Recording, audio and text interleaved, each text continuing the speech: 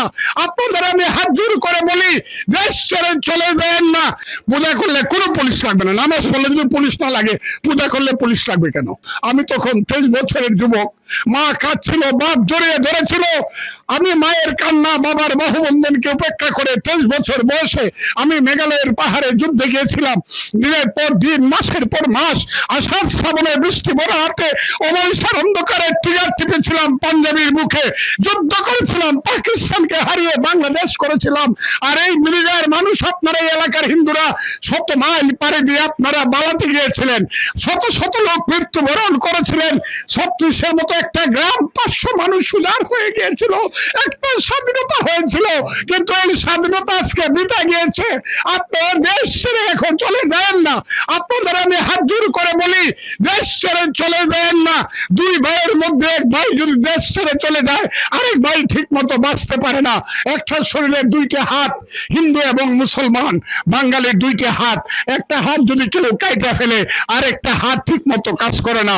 আপনারা এই দেশ ছেড়ে যাবেন না। যতদিন আমি আছি, যতদিন বাইচা আছে, আপনারা এই দেশে থাকেন।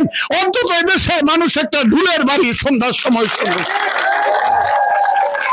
একটা ঢুলের বাড়ি শুনুক দেশের মানুষ। আপনার সেটা আমাদেরকে শোনাইবার চেষ্টা করেন। আপনারা আপনার মন্দিরে যাবেন। আমি যদি বাচ্চা থাকি, এই যে আজকে সংকিত, কোনো পুলিশ লাগবে না। পূজা করলে কোনো পুলিশ লাগবে না, নামাজ পড়লে যদি পুলিশ না লাগে, পূজা করলে পুলিশ লাগবে কেন?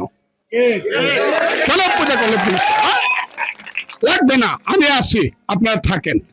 আমি আপনাদেরকে কথা দিলাম, আমি থাকবো। আমি ভালোবাসি আপনাদেরকে, আমি ভালোবাসি আপনাদেরকে। এই বাংলাকে আমি ভালোবাসি। এই বাংলাকে আমি মধুসূদনের কবিতায় বলতে চাই, রেখো মা দাসের মনে এ মিনতি করি পদে, সাধিতে মনের সাধ ঘটের যদি পরমাদ, মধুহীন করো না কো তব মন কখনো দে, প্রবাসে দৈবের বসে জীব তারা যদি কষে, এদেহ আকাশ হতে যেন নেহি মরে, জন্মিল বর্গ হবে অমরকে কুতা কবে, চিরস্থির কবে নির হায়রে জীবন নবে। আমি যদি মরেও যাই, আমার আদর্শ থাকবে, আপনার আদর্শ থাকবে। আপনার দেশ এটা, আপনার 14 পুরুষের দেশ এটা। মরণে দেশে হবে, জীবনে দেশে হবে, যাবেন না। কিন্তু আজকে আমরা আপনাদের সাথে, আপনারা সেখানে থাকেন।